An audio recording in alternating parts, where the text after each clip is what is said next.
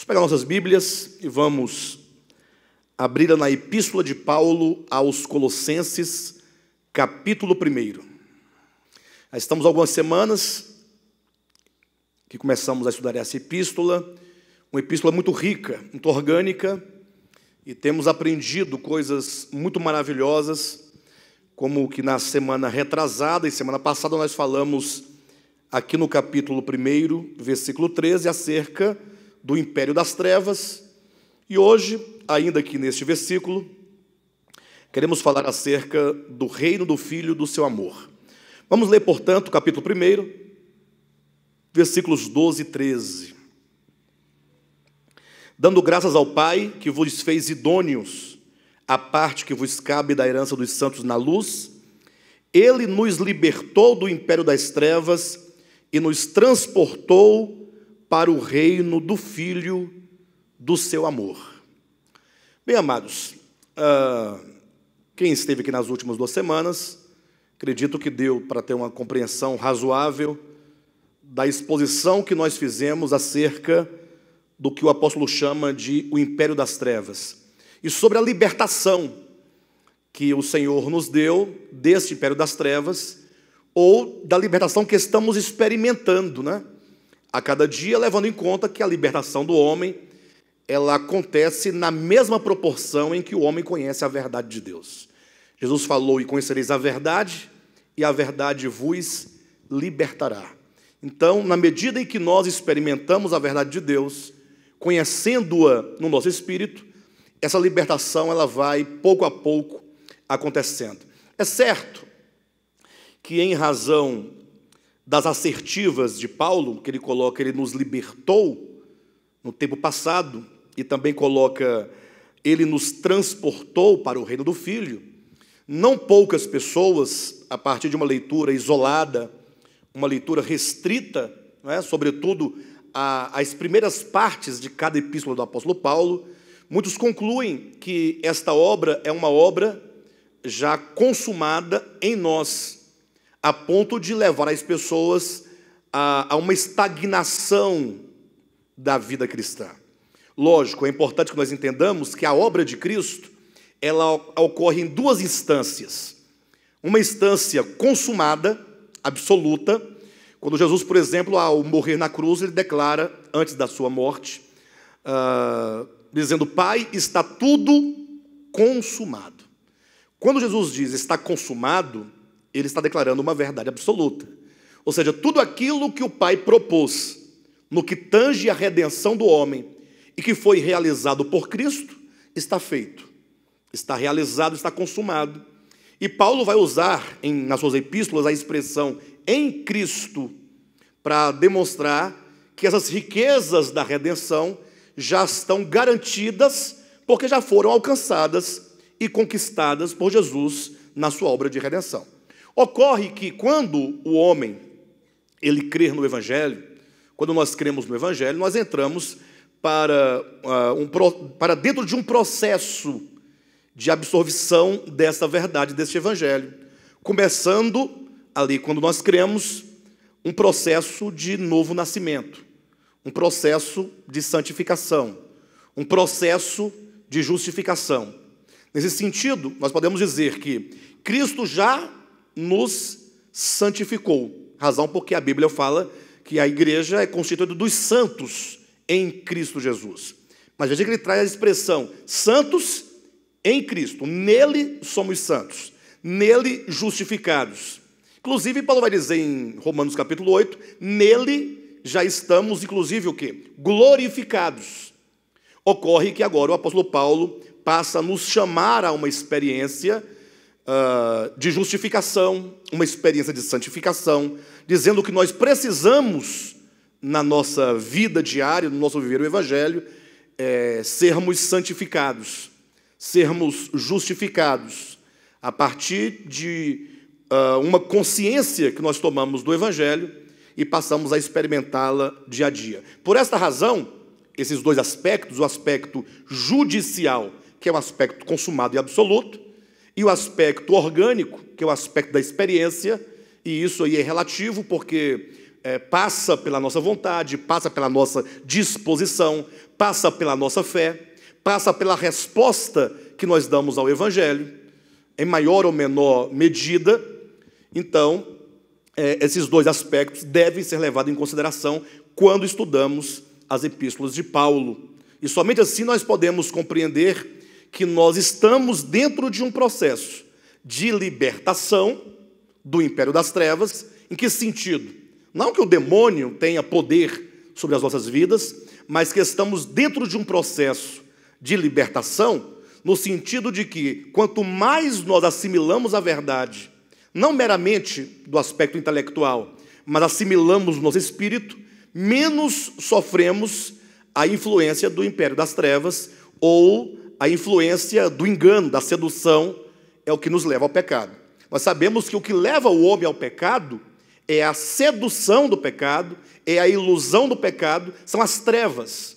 Não há força real do pecado que conduz o homem ao pecado.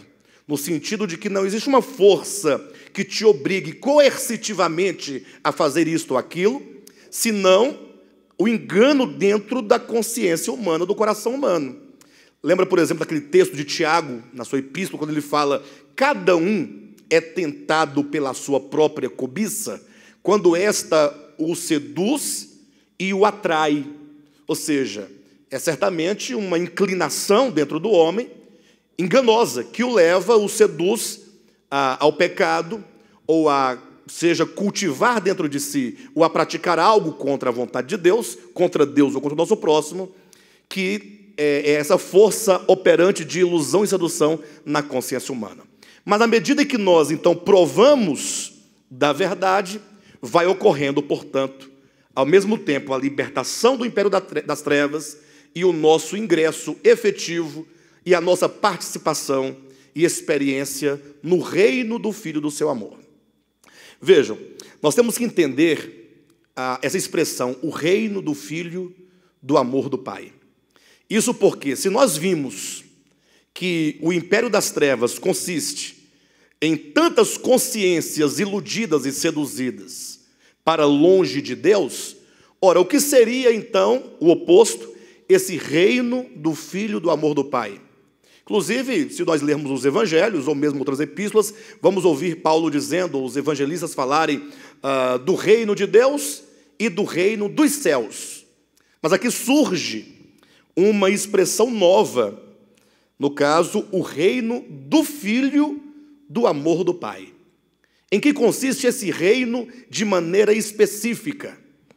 E aqui nós somos chamados, uma vez compreendendo, buscar essa experiência, esse ingresso no reino do Filho do amor do Pai.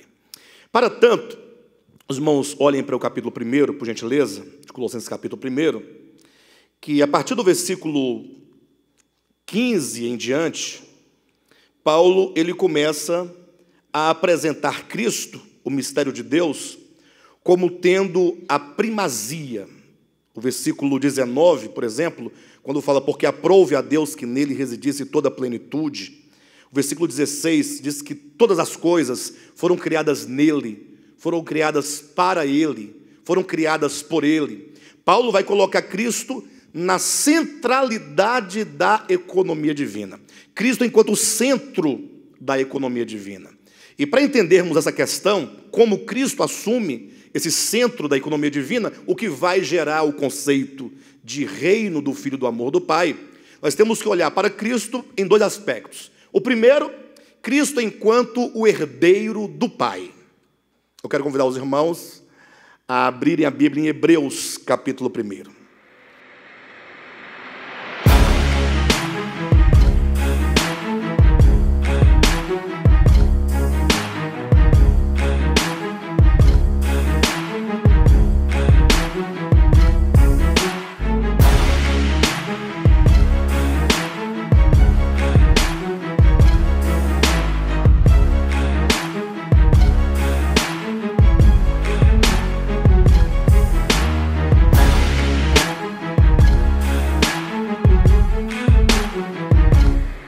Vamos ler o versículo 1 e 2. Havendo Deus outrora falado muitas vezes e de muitas maneiras aos pais pelos profetas, nesses últimos dias nos falou pelo Filho, a quem constituiu herdeiro de todas as coisas, pelo qual também fez o universo. Interessante como a Escritura traz essa revelação acerca de Cristo, dizendo que o Pai constituiu o Filho eterno, o Logos eterno, o Cristo de Deus, herdeiro de todas as coisas. Ora, quando se lê a Escritura, buscando compreender o Filho de Deus do ponto de vista da sua natureza eterna, nós sabemos que o Filho de Deus, o Logos de Deus, é o próprio Deus, né? Que não há separação. No princípio era o verbo estava com Deus e o verbo era Deus. Então, olhando para o Filho enquanto Deus, não há o que se pensar a esse respeito, porque sabemos a sua natureza absoluta, divina, né? Agora, uma vez que olhamos para a obra de Deus, e quando falamos da obra de Deus, nós pensamos em nós, em cada um de nós, porque a igreja faz parte dessa obra, nós redimidos fazemos parte dessa obra. Nós vamos observar que, antes de todas as coisas, no projeto de Deus, Ele primeiramente elege o Cristo enquanto herdeiro. Então vamos pensar nesta criação da qual nós fazemos parte. Não vamos pensar no universo ou nos multiversos, mas na criação da qual nós participamos.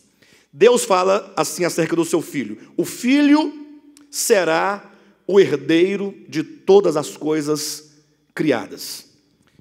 Cristo é estabelecido dentro desse projeto e, portanto, o Filho agora ele tem uma obra a realizar.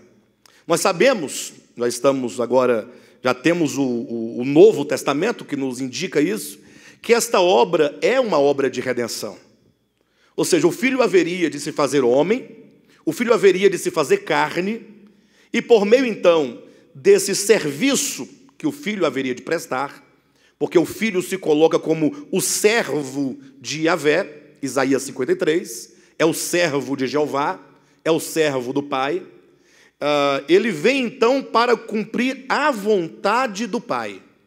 Este que cumpre a vontade do Pai se torna o objeto do seu amor, se torna o seu eleito, o eleito do Pai. Quando nós lemos o Evangelho, nós vamos verificar que por 3 vezes, durante a vida ministerial e terrena de Cristo, o Pai se manifesta de modo audível, dizendo: este é o meu Filho amado, em quem eu me comprazo. E as 3 vezes que isso acontece, Jesus está numa cena que de alguma maneira indica a obra que ele haveria de realizar, que é a obra de redenção. Primeira vez ele estava na ocasião do batismo, né? Quando ele estava saindo da água, ouviu-se a voz que dizia: este é o meu Filho amado em quem eu me comprazo. O batismo enquanto uma figura da sua morte e ressurreição. Um segundo momento, João capítulo 12, quando os gregos foram ver Jesus, e era um momento áureo do ministério de Cristo, porque ele havia acabado de ressuscitar a Lázaro, a ponto de despertar a atenção dos gregos, homens sábios, homens de filosofia, de sabedoria, que foram saber quem é este homem que ressuscita mortos depois de 4 dias de sepultado. Então, seria um momento, inclusive por ser um momento áureo, em que Cristo pudesse se apresentar aos gregos e manifestar algum outro prodígio para que eles pudessem fazer a verificação de que Jesus era um grande homem de fato e de verdade. Mas não, no momento que se pensava que ele deveria se gloriar, ele simplesmente diz diante dos gregos: se o grão de trigo caindo na terra não morrer, ele fica só, mas se morrer, produz muito fruto. Novamente, Cristo está aqui experimentando a morte e manifestando em palavras, dizendo que ele veio ao mundo com o objetivo de morrer.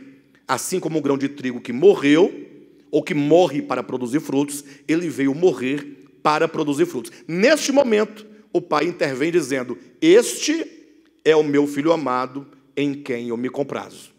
E por fim, quando Jesus estava lá no Getsêmani, né, quando ali apareceram, ou melhor, no Monte Tabor, desculpe-me, quando apareceram Moisés e Elias, né, e diz a Escritura em Lucas capítulo 9, que eles conversavam com Cristo acerca da sua morte, e é neste momento, então, quando Pedro fala, a voz de Deus novamente se manifesta dizendo: este é o meu filho amado, a ele ouvi. Ou seja, as 3 vezes em que Deus manifesta de forma audível, falando que o filho é o objeto do seu amor, esses momentos estão vinculados e relacionados à obra que Cristo veio realizar, a obra de redenção. O que implica que é por meio da morte de Jesus, por meio da sua obra de redenção, que se instaura o reino do Filho do amor do Pai.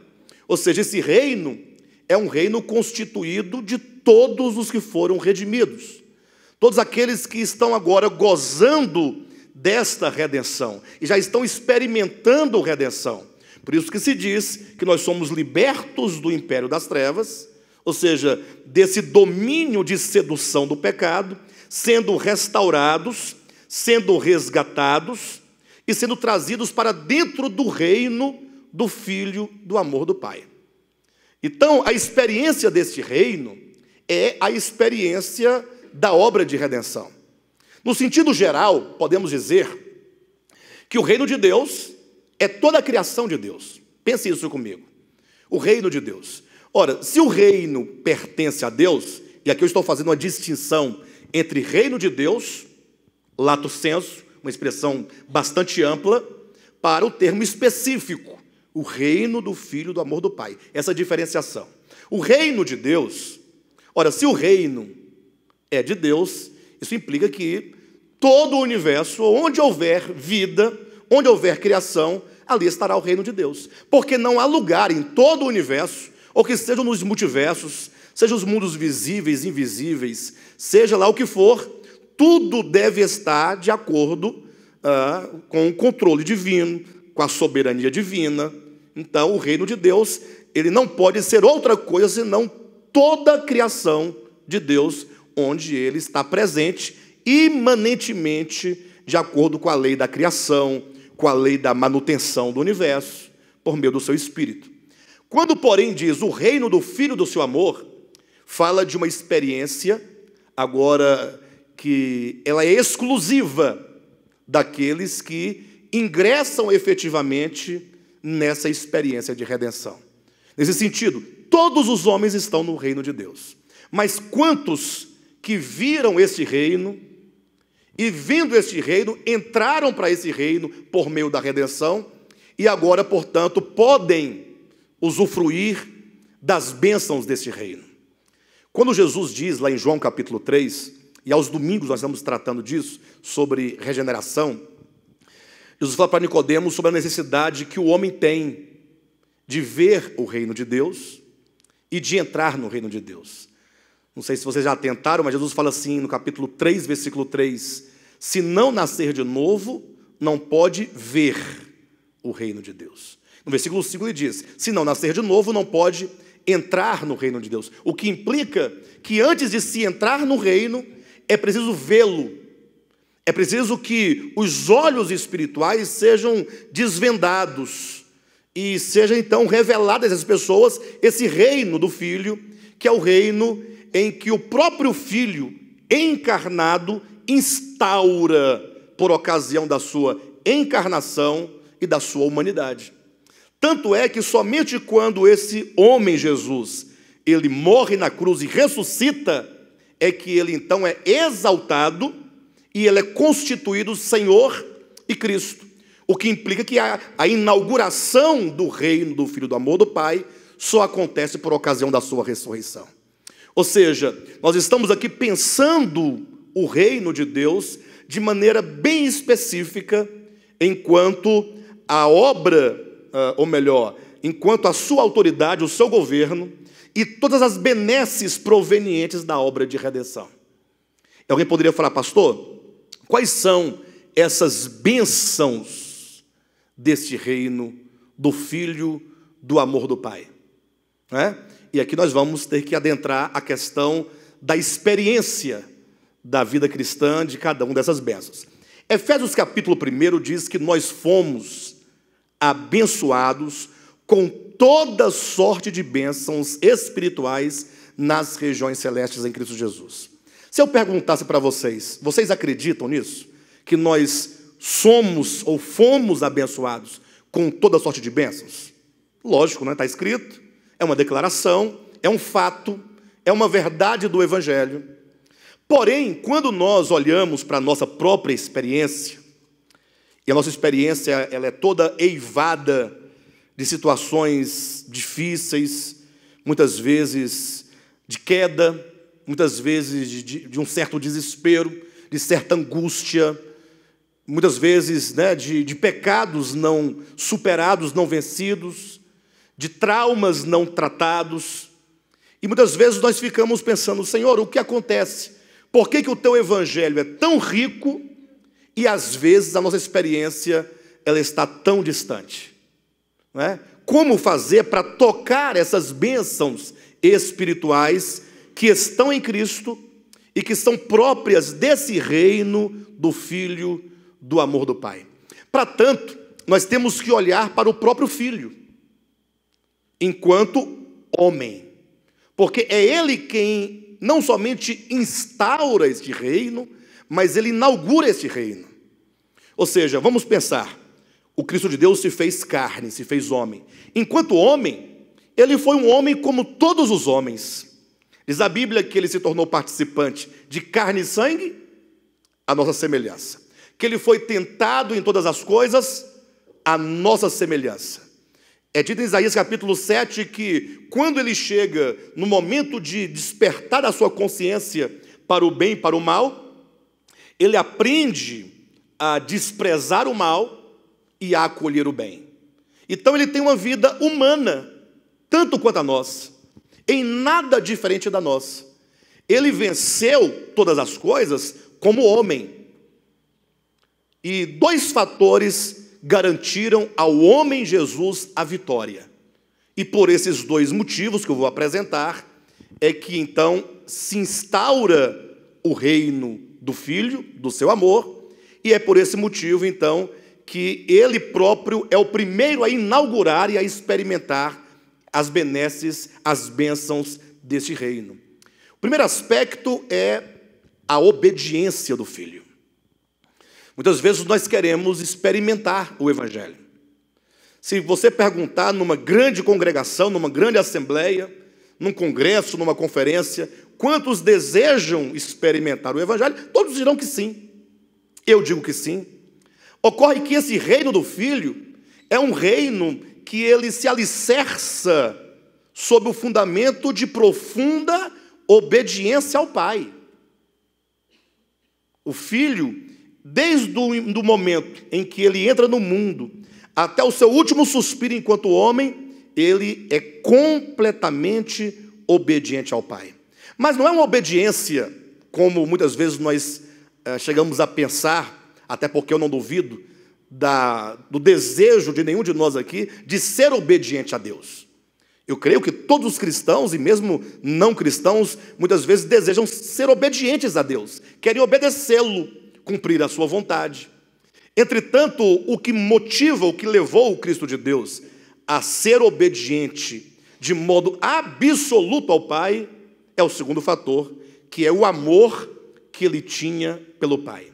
Nesse sentido, somente o amor a Deus é que pode nos levar à obediência.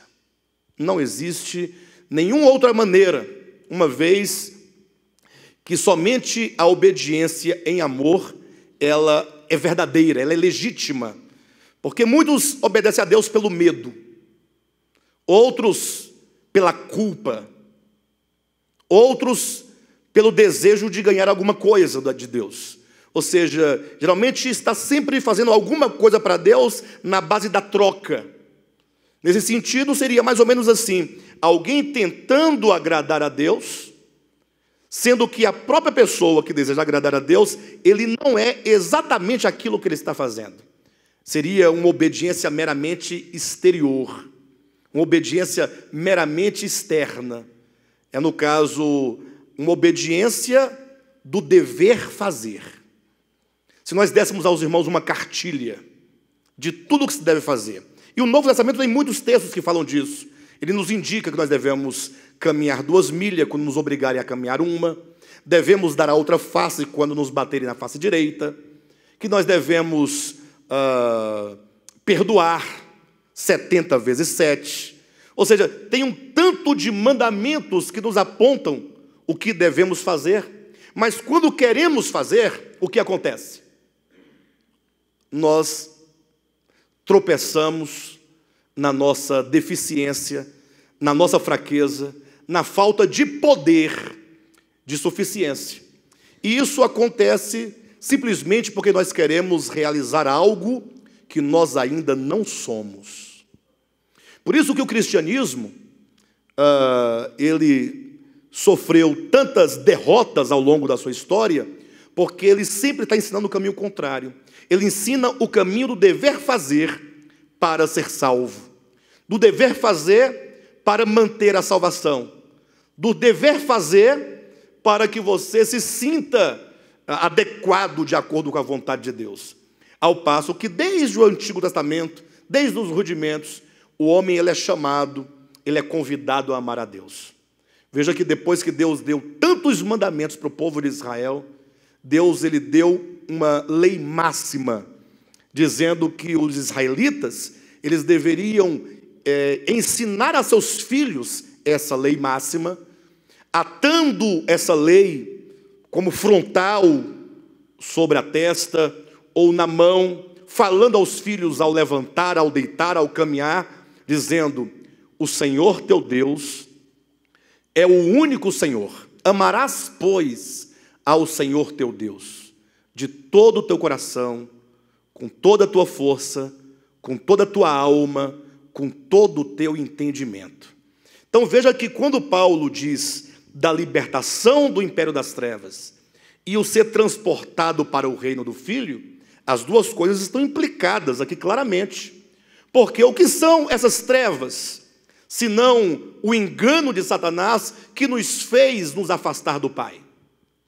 Ou seja, se você observar bem, a queda do homem se dá porque o homem, não conhecendo a Deus e conferindo a Deus uma série de coisas que não é verdadeira relativas a Deus, ocorre agora que o homem passa a não mais amar a Deus. Aí ele passa a temer a Deus no sentido do medo, e ele passa então a jogar com Deus, tentando até enganar a Deus para ver se livra de alguma punição, mas o homem não é levado a servir a Deus por amor.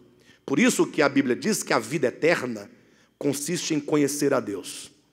Quanto mais nós conhecemos a Deus, mais nós o amamos.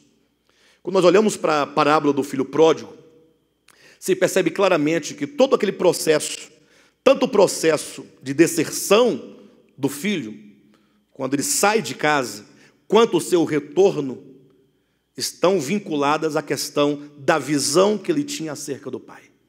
Ele sai de casa porque ele cria uma imagem do pai que não é uma imagem adequada, que é uma imagem errada.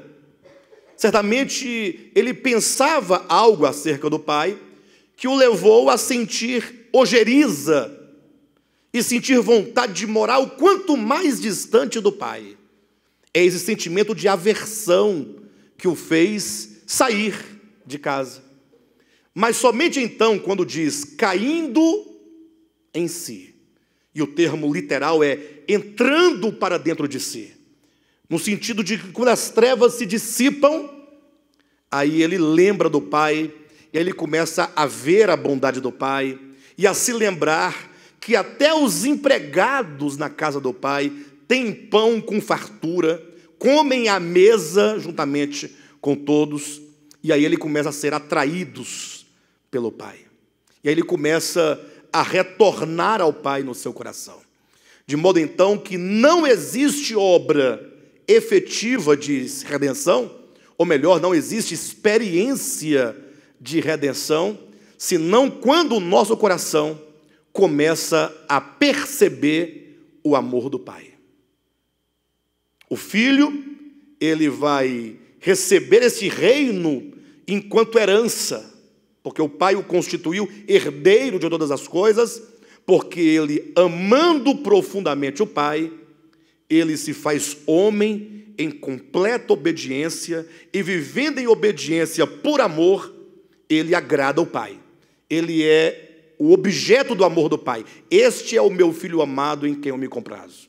Este filho, ele agora com a sua obra, ele nos propõe redenção, tirar o homem da condição de pecado, de trevas que ele se encontra, para viver neste reino de amor e de obediência. E esse reino de amor e obediência, ele precisa ser compreendido, ser visto por nós.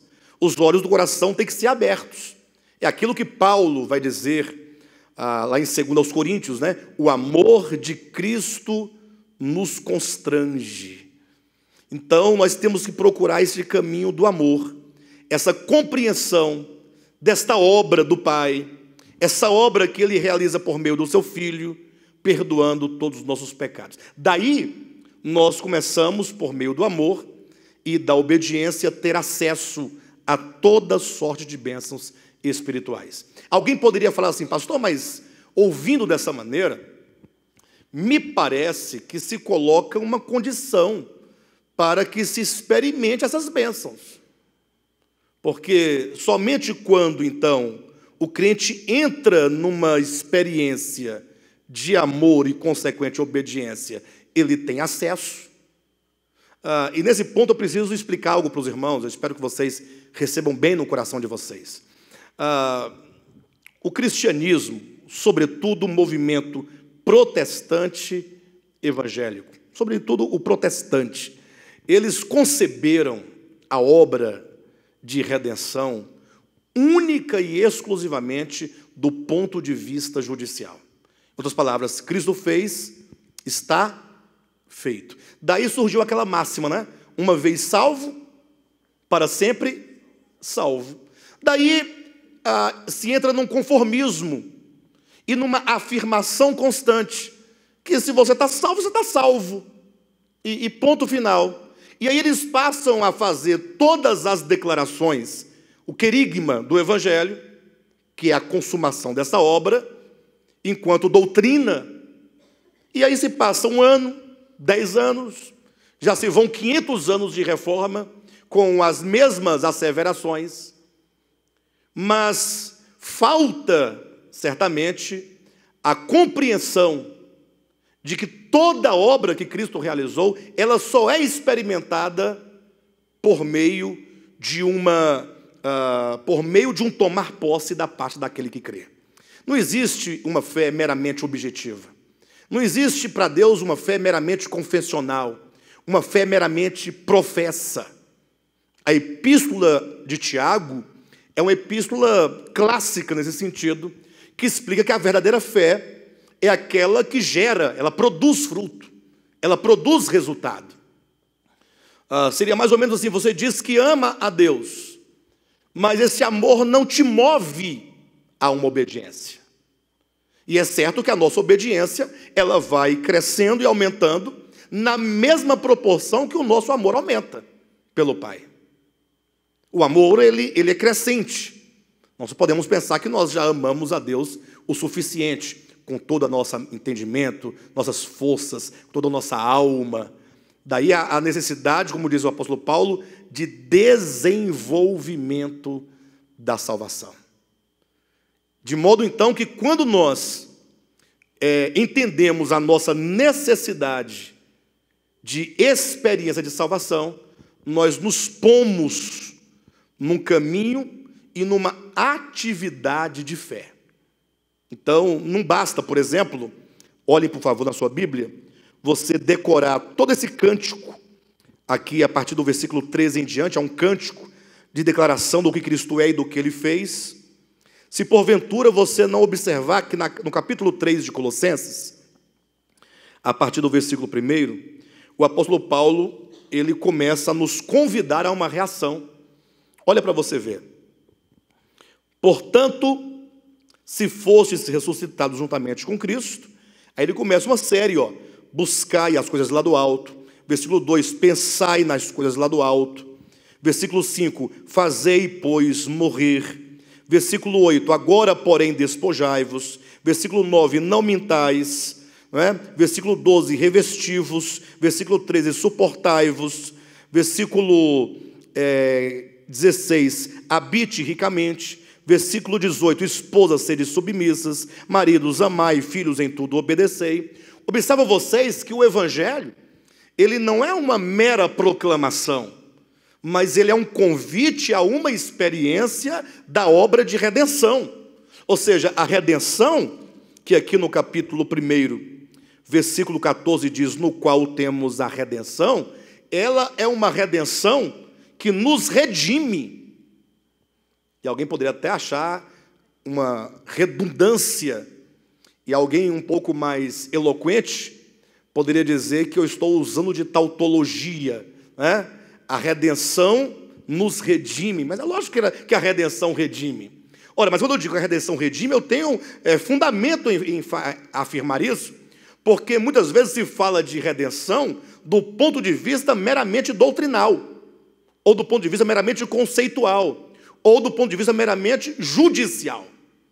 Mas quando eu digo que a redenção redime, eu quero dizer que é o próprio Espírito de Deus que começa a nos libertar interiormente. É uma redenção, é um resgate que opera na alma, um resgate que se opera na consciência, é um resgate que se opera nas nossas faculdades, enquanto a nossa mente, nossas vontades, nossas emoções. É um processo de tornar-se outro, ou de nos tornar outro. É o novo nascimento.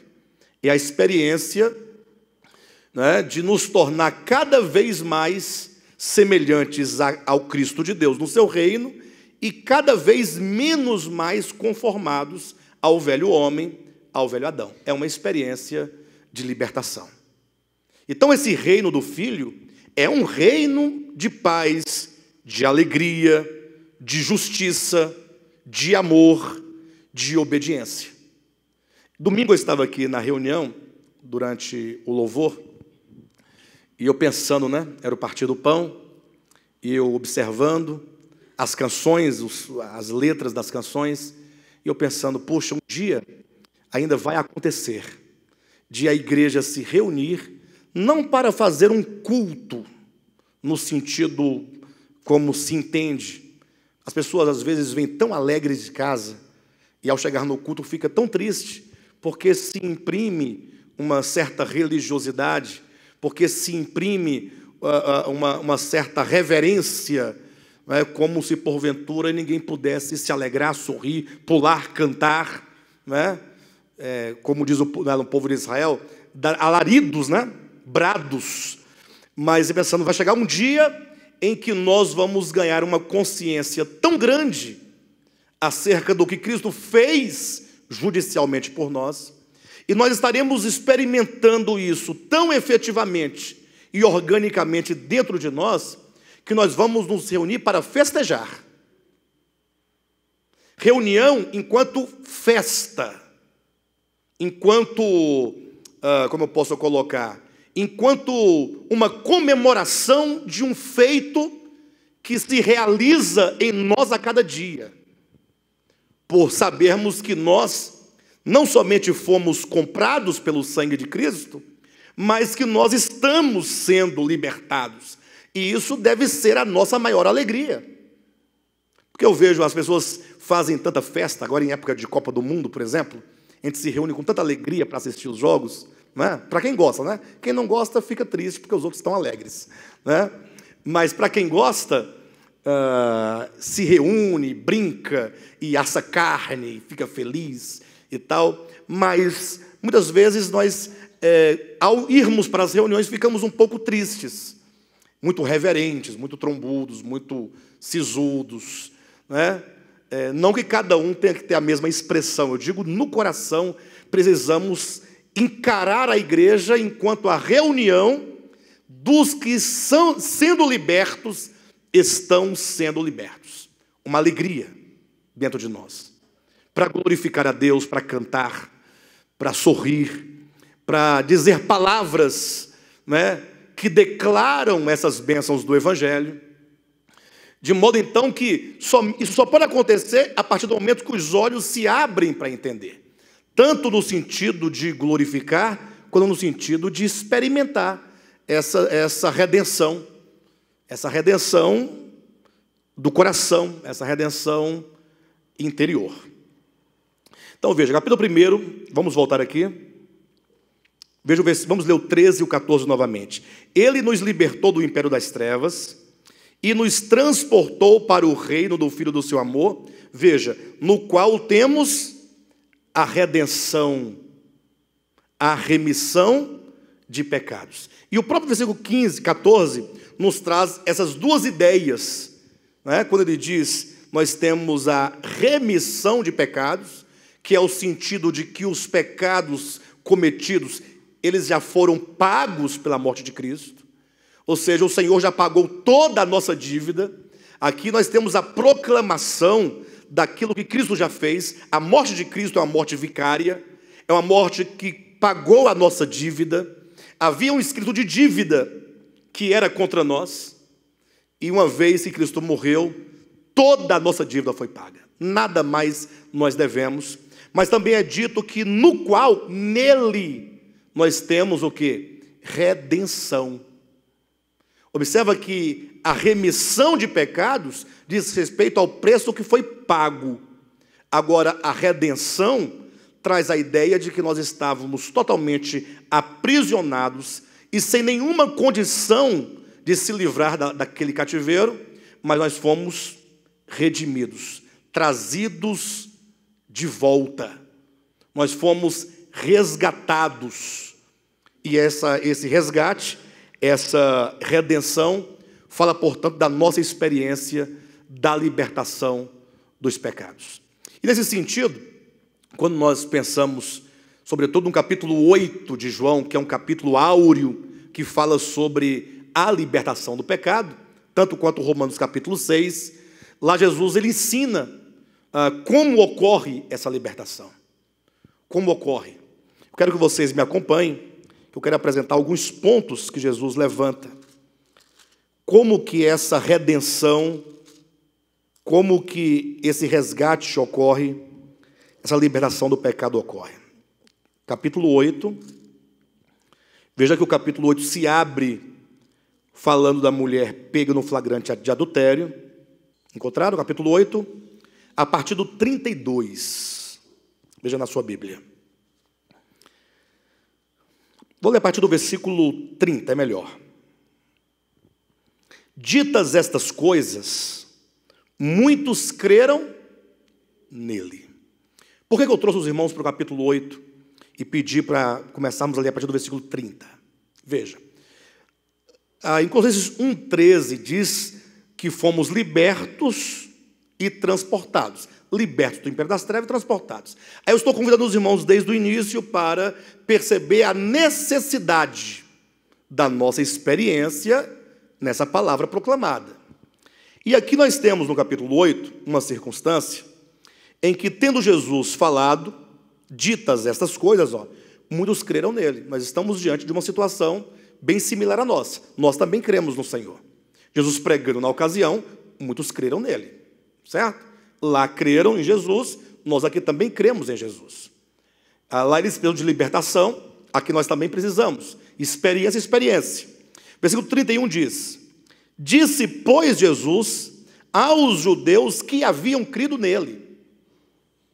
Então, quando João escreve esse texto, e aqui ele está relatando uma cena que ele está percebendo, João está fazendo o registro de algo. Ditas estas coisas, muitos creram nele. Como é que João sabia que muitos creram nele? Como ele ficou sabendo? Ora, pela manifestação. João não estava lendo o coração. João percebeu que muitos acreditaram na palavra de Jesus, que muitos responderam positivamente à palavra de Jesus. Seria mais ou menos aqui, eu falasse, olha, nós aqui cremos em Jesus, porque todos nós declaramos alto e bom som que cremos. Ou não? Nós, inclusive, nos submetemos a um batismo de água, simbólico, para manifestar publicamente aos homens, não para Deus, a nossa fé. Aí Jesus então diz, disse, pois, Jesus aos judeus que haviam crido nele. 2 pontos. Se vós permanecerdes na minha palavra, sois verdadeiramente meus discípulos. Então veja que as coisas não são exatamente como se coloca para nós. No sentido de que muitas vezes foi colocado, não, você está salvo, está salvo. Não, lógico, a salvação, uma vez começada, nós temos a garantia de que ela será completada em nós. Essa garantia não é minha, é do Filho. Agora eu estou tratando, não é da soberania divina, eu estou tratando da experiência humana. Ou seja, nós declaramos que Cristo tem uma obra de redenção, que aquele que começou vai completar. Mas nós vamos entrar para o campo da nossa experiência desta salvação. Ou seja, não podemos nos tornar indolentes em razão da proclamação da verdade. Jesus disse, olha, se permanecerdes na minha palavra, verdadeiramente sois meus discípulos. E que nós temos um certo jogo de palavras. Ele diz, sois meus discípulos. Ele não diz, sereis. Ou seja, eu sou discípulo de Cristo hoje. Eu sou discípulo de Cristo agora. Então, o próprio Cristo está colocando, dificilmente se pode afirmar quem é e quem não é. Dificilmente se pode afirmar o real estado do coração daquele que disse que creu e que manifestou como quem tenha crido.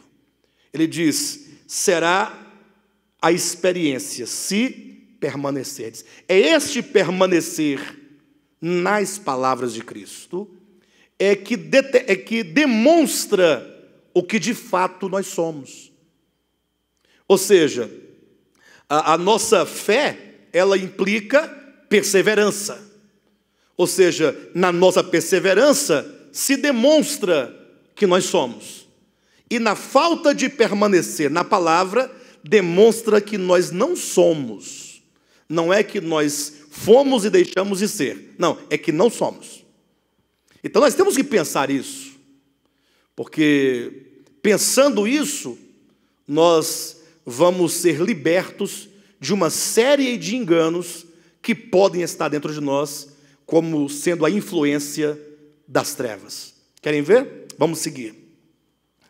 Veja, se vós permanecerdes na minha palavra, sois verdadeiramente meus discípulos, e conhecereis a verdade, e a verdade vos libertará. Então, olha quanta situação.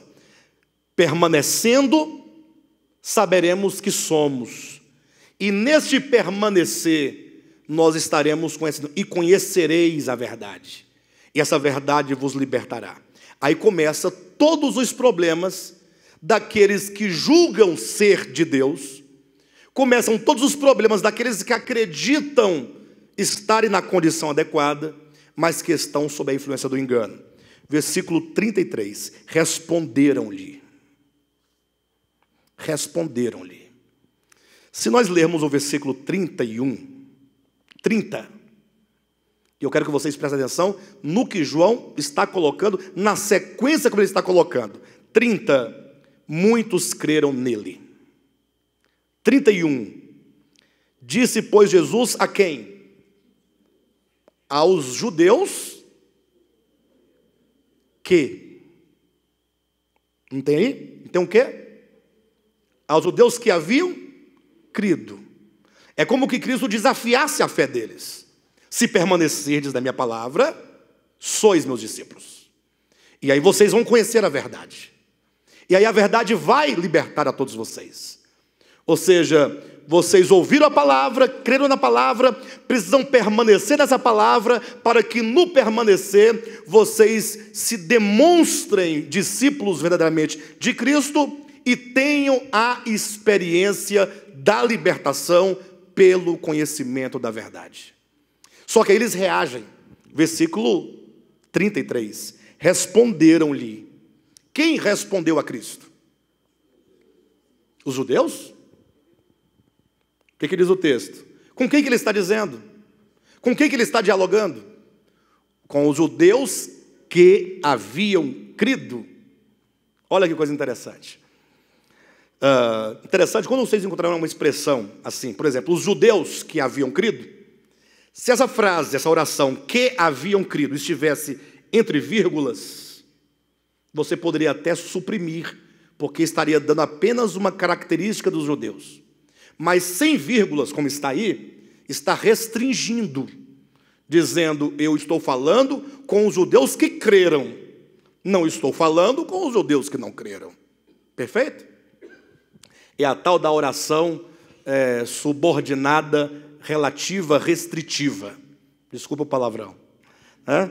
Está aqui. Responderam-lhe, somos descendência de Abraão e jamais fomos escravos de alguém. Como dizes tu, sereis livres? Percebe que aqui havia um engano dentro deles, no coração? Qual engano? Nunca fomos escravos de ninguém. Não há nenhuma escravidão. Nós somos livres. Por que o Senhor nos oferece liberdade se nós já somos livres? Veja que na mente desses judeus que diziam crer em Cristo, que afirmavam verbalmente crer em Cristo, essa mente estava tomada de um engano. O engano de se considerar livre e, consequentemente, achar que não carece de libertação. Versículo 34. Replicou-lhes Jesus, em verdade vos digo, todo o que comete pecado é escravo do pecado. Ou seja, se vocês cometem pecados, é porque vocês estão sob a influência do pecado. Versículo 35. O escravo não fica na casa, o filho sim, para sempre. Se, pois, o filho vos libertar, verdadeiramente sereis livres. 37. Bem sei que sois descendência de Abraão, contudo procurais matar-me, porque a minha palavra não está em vós. Isso porque logo eles argumentavam que eles eram descendência de Abraão. Olha o versículo 33. Responderam-lhes, somos descendência de Abraão. Somos livres. Em que eles se firmavam? Eles se firmavam no fato de eles serem filhos legítimos, consanguíneos de Abraão. Ou seja, eles se firmavam simplesmente pelo fato de fazerem parte de uma linhagem. Isso é basicamente o que acontece nos dias de hoje. As pessoas se firmam no fato de afirmarem, eu sou evangélico, eu sou protestante. Eu não vou dizer eu sou católico, porque parece que nesse segmento o católico tem menos presunção do que nesses primeiros segmentos, de afirmar que é. Ou seja, é uma confiança, não na verdade, na experiência da obra de redenção, mas é uma afirmação na vaidade de fazer parte de um segmento. Jesus fala, se vocês fossem de fato filhos de Abraão, vocês não iriam querer me matar. Olha o versículo 38, ou 37. Bem seis que sou descendente de Abraão, contudo procurais matar-me, porque a minha palavra não está em vós. Eu falo das coisas que vi junto de meu pai. Vós, porém, fazeis o que vistes em vosso pai. Então lhe responderam, nosso pai é Abraão. Diz-lhe Jesus, se sois filhos de Abraão, praticai as obras de Abraão. Mas agora procurais matar-me a mim, que vos tenho falado a verdade, que ouvi de Deus. Assim não procedeu Abraão. Vós fazeis as obras do vosso pai. Disseram-lhe eles, nós não somos bastardos, temos um pai que é Deus. Agora veja essa frase, essa palavra. Replicou-lhe Jesus, se Deus de fato fosse o vosso pai, certamente me havíeis de amar, porque eu vim de Deus e aqui estou, pois não vim de mim mesmo, mas Ele me enviou. Ou seja, se vocês são de Deus, vocês deveriam me amar, amar a mim, porque o Pai me ama. Ou seja, veja que a reação que se tem para com Cristo deve ser de amor. Mas não, eles tinham toda uma aversão a verdade de Cristo, justificando ser filho de Abraão, justificando ser filho de Deus, mas as suas obras não corroboravam ou não eram de acordo com aquilo que eles professavam. Por isso se vê claramente aqui quantos enganos não há na mente de muitos que se firmam numa mera religiosidade. O nosso apelo é que nós venhamos a entender claramente a obra de Cristo, olhar para o crucificado. Não há outra maneira de nós sermos atraídos pelo Evangelho.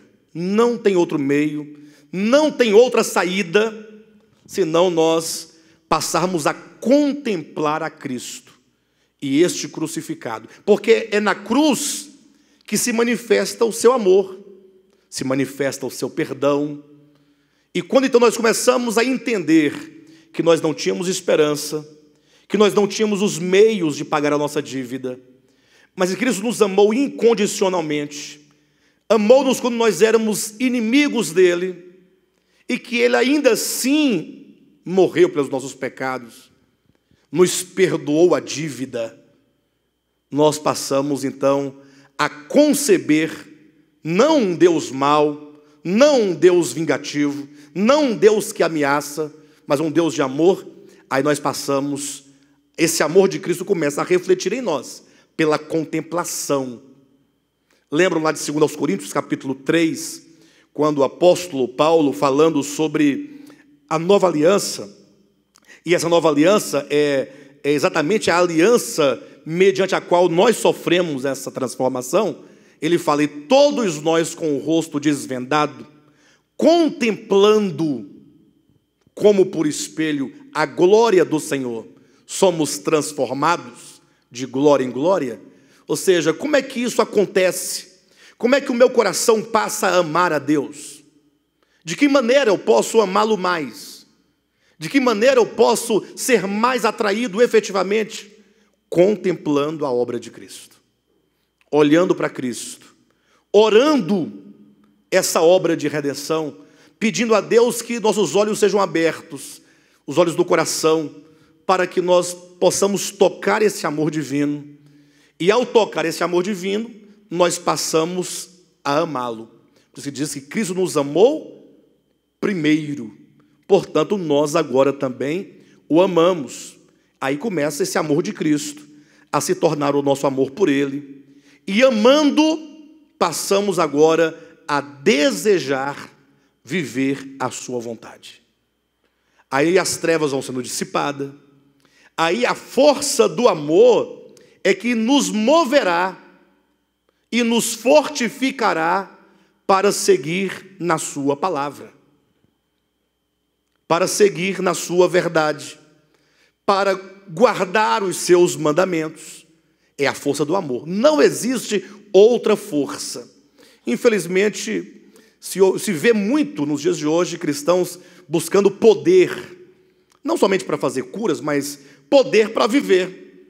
Pastor, a Bíblia fala do poder no homem interior, que nos leva... Sim, mas esse poder não é uma força como energia elétrica que entra em nós e te faz obedecer e cumprir. Que poder será esse do qual devemos nos revestir? Que poder é este que vai nos mover? Será que vai vir um Espírito do céu, um Espírito Santo descendo, entrando em você, te deixando elétrico para poder fazer e realizar alguma coisa? Nós temos que desmistificar essas coisas e compreender o aspecto orgânico do Evangelho. Ou seja, é o amor a Deus que vai me mover a viver para Ele. Tanto é verdade que, se você observar Apocalipse capítulos 2 e 3, que mostra a história da igreja, e sobretudo quantas degradações a igreja enfrentou ao longo da sua história, quantos erros, inclusive chega até a demonstrar como que a igreja, ela sendo a noiva de Cristo, ao invés de aguardá-lo com fidelidade, o abandona e se casa com o mundo. Qual é a razão de tantas degradações em Apocalipse 2 e 3, ali das igrejas? É a primeira igreja. Tenho, porém, contra ti que abandonaste o teu primeiro amor. Ou seja, é o amor, a única força capaz de nos levar a viver a vontade do Pai. Não há outra coisa. Capítulo 8 de João. Pessoas que disseram que criam nele. E Jesus fala, mas vocês não guardam a minha palavra, vocês não têm a minha palavra. Vocês não são libertos, há muitos enganos, porque vocês não me amam. Se vocês me amassem, não é? Ou se vocês fossem de Deus, vocês me amariam. Então eu estou chamando a atenção dos irmãos para esse aspecto do amor a Deus. É preciso que nós redirecionemos a nossa vida espiritual, no sentido de, antes de querer fazer algo, pensarmos no ser, no meu coração, buscar amar a Deus. Amando a Deus, ou amar a Deus só é possível mediante o abrir dos olhos do coração e o contemplar o seu evangelho, contemplar a sua obra, tudo o que ele realizou. Há um texto aqui, eu quero que vocês abram, que diz exatamente isso, é 2 Pedro, capítulo 1, diz exatamente essa questão de procedermos segundo a verdade, em razão deste amor no nosso coração. Olha, capítulo 1, versículo 3 em diante. Visto como pelo seu divino poder nos têm sido doadas todas as coisas que conduzem à vida e à piedade, pelo conhecimento completo daquele que nos chamou para a sua própria glória e virtude, pelas quais nos têm sido doadas as suas preciosas e muito grandes promessas, para que por elas vos torneis coparticipantes da natureza divina, livrando-vos da corrupção das paixões que há no mundo. Por isso mesmo vós, aí ele começa uma série de mandamentos, né?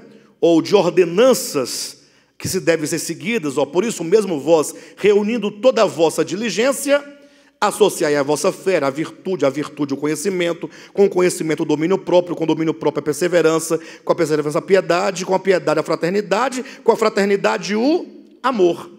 Porque estas coisas existindo em vós aumentando, observem, fazei com que não sejais nem inativos, nem infrutuosos, no pleno conhecimento de nosso Senhor Jesus Cristo. Ou seja, essa vida, essa atividade espiritual, imagine só, reunindo a nossa diligência, ou seja, sendo nós diligentes, associar com a fé a virtude, associar com a virtude o conhecimento, com o conhecimento o domínio próprio, com o domínio próprio a perseverança, com a perseverança a piedade, com a piedade a fraternidade, essas coisas existindo em nós, por meio de quê? Do pleno conhecimento de Cristo, pois aquele a quem essas coisas não estão presentes é cego, vendo só o que está perto, esquecido da purificação dos pecados de outrora. Ou seja, quando é que essas coisas nos faltam? Eu já ouvi muitas vezes, não uma, nem duas, e nenhuma só pessoa, dizerem, pastor, eu estou tão fraco, não estou conseguindo prosseguir, desanimado, não tenho força. E a pessoa fica tentando, às vezes, com tanta boa intenção, inclusive, de querer realizar, de querer fazer, mas não consegue. E o apóstolo Pedro nos dá aqui as razões. Ele fala que quando falta-nos todas essas coisas aqui do versículo 5 ao versículo 7, ele diz, pois aquele a quem essas coisas não estão presentes é cego. Essa pessoa não está enxergando, ela não está percebendo o quê? Vendo só o que está perto, esquecido da purificação dos pecados de outrora. Ela deixou de perceber a obra de Cristo. Quando se converteu, no primeiro momento, ficou tão ávida, não sei quantos de vocês tiveram tal experiência, mas o princípio, parece que os primeiros dias ou meses de convertido, o chamado novo convertido, até tem aquela questão, dizem que o novo convertido tem um primeiro amor, né? Vai para todos os cultos, e canta todos os hinos, e gosta de todos os testemunhos, e gosta de todas as reuniões, e vai para a reunião de oração, mas com o tempo vai se esquecendo.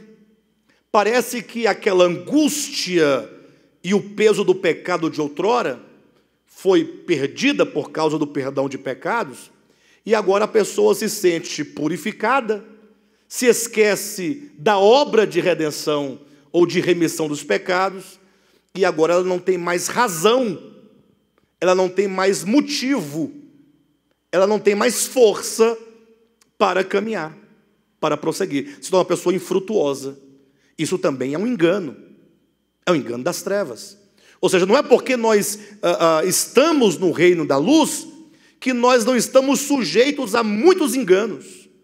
Quantas vezes nós nos sentimos inativos e mesmo infrutuosos? E às vezes estamos de fato, porque o engano, a ilusão, está no nosso entendimento. Eu costumo insistir que as reuniões da igreja, elas são de extrema importância. Olha, nós nos reunimos pelo menos na quarta e no domingo por 2 horas. Um pelo outro, vamos colocar 2 horas. Por que nós precisamos das reuniões? Porque é importante nos reunirmos.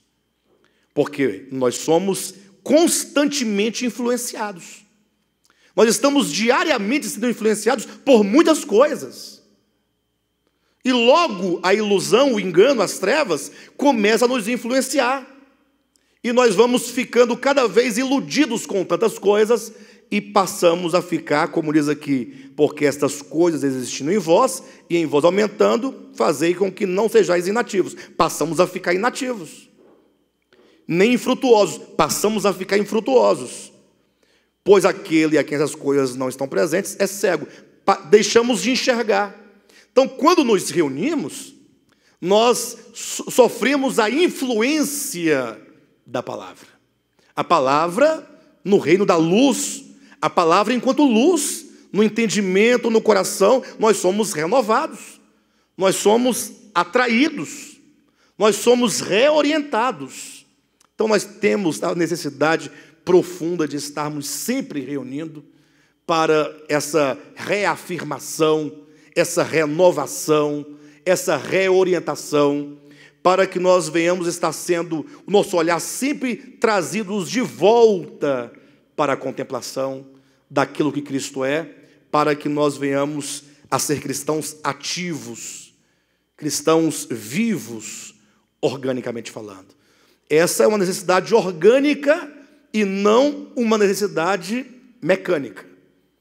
O mero ato de vir ou não vir, isso não implica muita coisa, mas é o envolvimento que nós temos na palavra.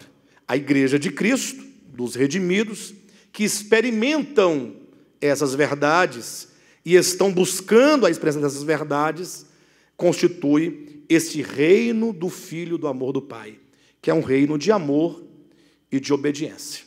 Quando Cristo ressuscita dentre os mortos, tendo ele cumprido toda a vontade do Pai, na base da obediência, movido pelo amor, ele então é entronizado, ele é feito Senhor e Cristo, e se instaura nele esse reino do Filho, esse reino de redenção, esse reino no qual o Espírito de Deus está libertando a cada dia, está gerando um novo ser a cada dia em todos nós, nos levando a amar o Pai a cada dia mais e nos levando a andar em obediência a partir deste amor.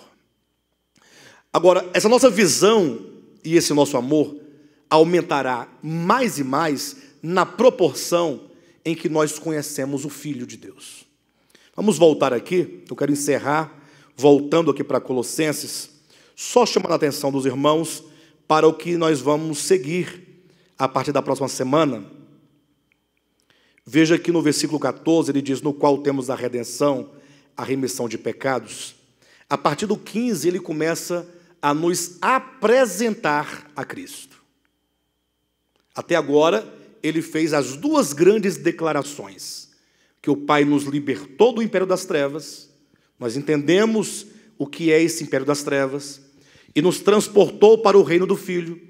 Nós entendemos que nós estamos nesse reino de redenção, de obediência e de amor. Agora ele passa a nos apresentar o Filho. Ele vai nos mostrar quem é o Filho dentro dessa economia divina. Cristo enquanto o herdeiro do Pai e aquele que, sendo o herdeiro, conquistou este reino por meio da sua obra. Ele conquistou este reino por meio da sua obediência. Ele adquiriu este reino por meio da sua obra. Não é um reino que foi dado ao Filho sem que ele cumprisse a sua obra. Não, ele cumpre toda a obra do Pai. Ao cabo é dito, toda a autoridade lhe foi dada nos céus e na terra. É dito que, tendo ele ressuscitado entre os mortos, ele ascendeu ao Pai, foi entronizado, e Deus o fez Senhor e Cristo. Agora, esse reino está estabelecido. E aí vai apresentar, a partir do 15, quem ele é nessa economia divina.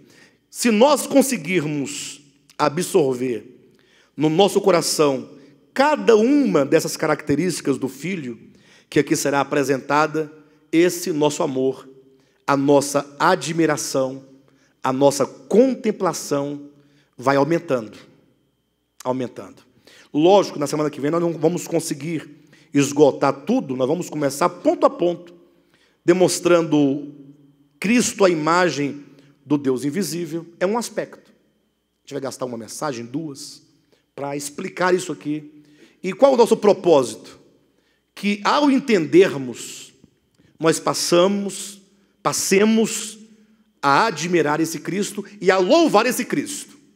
Quanto mais nós entendermos, quanto mais nós contemplarmos e louvarmos Cristo, nesse aspecto da sua obra, ou da sua natureza, ou da economia divina, mais nós vamos sendo ganhos. O objetivo é ser ganho no coração por esse Cristo maravilhoso, esse Cristo que se revela.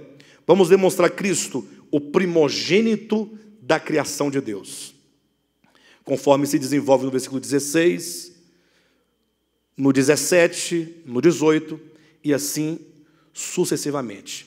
Quando chegarmos, eu estou dando um panorama para os irmãos, no capítulo 2, nós vamos nos confrontar com uma série de inimigos do Evangelho.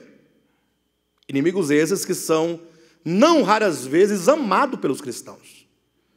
E não somente amados, mas desejados. O apóstolo Paulo traz à tona esse Cristo glorioso para que você, vendo, possa desprezar todas as coisas que não seja Cristo. É a libertação, para que no final das contas haja dentro de nós somente Cristo. Cristo, Cristo e Cristo.